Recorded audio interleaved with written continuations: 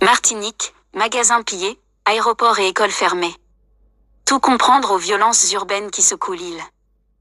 Depuis septembre, la Martinique est marquée par un mouvement de lutte contre la vie chère qui a dégénéré en violences urbaines. Pillages, incendies, violences. Après une nuit de chaos en Martinique, le préfet a pris plusieurs mesures pour tenter de ramener le calme sur l'île. Depuis septembre, l'île antillaise est marquée par un mouvement contre la vie chère qui a dégénéré en violences urbaines. Que s'est-il passé exactement? Comment en est-on arrivé là et comment les autorités réagissent-elles? On vous explique tout. Que s'est-il passé? La nuit de jeudi à vendredi a été marquée par des pillages, des incendies et des violences qui ont fait 26 blessés chez les policiers et gendarmes. Pas moins de 400 véhicules ont été brûlés, un immense parking abritant des voitures neuves importées en Martinique étant notamment parti en fumée. À l'est de l'île, un homme a été tué par balle dans des circonstances encore obscures. De sources proches du dossier, l'homme aurait été victime d'un règlement de compte entre émeutiers. Plus tôt, jeudi dans l'après-midi, plus d'une cinquantaine de personnes ont envahi la piste de l'aéroport de Fort-de-France, après des rumeurs circulant sur les réseaux sociaux selon lesquelles des centaines de CRS devaient arriver en Martinique par avion. De nombreux magasins ont également été pillés.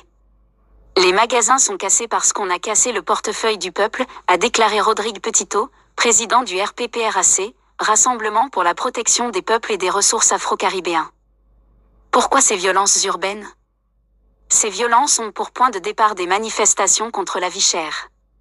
Le mouvement contre la vie chère a été lancé début septembre par le Rassemblement pour la protection des peuples et des ressources afro-caribéennes, RPPRAC, qui exige un alignement sur l'hexagone des prix des produits alimentaires. Selon une étude de l'INSEE publiée en 2023, les prix étaient 14% plus élevés en Martinique qu'en France métropolitaine en 2022. Si l'on prend uniquement en compte l'alimentation, le chiffre s'élève à 40%. La différence est particulièrement importante pour les produits laitiers, la viande, les fruits et les boissons non alcoolisées, selon l'Institut statistique. Et dans l'île, la vie chère ne se limite pas à l'alimentation.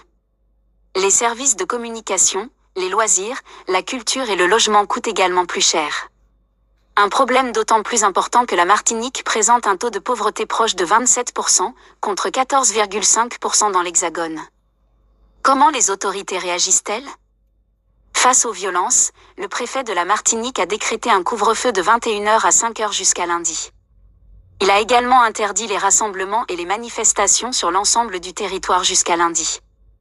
Les établissements scolaires resteront fermés pour le deuxième jour consécutif vendredi, a indiqué le rectorat de Martinique. Le CHU de la Martinique a annoncé jeudi le déclenchement d'un plan blanc au cours duquel des programmations d'actes opératoires ou de consultations sont organisées. En outre, les pharmacies de l'île ont déclaré le même jour ne plus être en mesure d'assurer le service d'urgence. La préfecture a également décidé de fermer l'aéroport de l'île, jeudi en fin de journée. 3 vols ont été déroutés vers la Guadeloupe, ce qui concerne plus de 1100 passagers. Une 6e table ronde contre la vie chère est prévue à 15h ce vendredi avec les différents acteurs.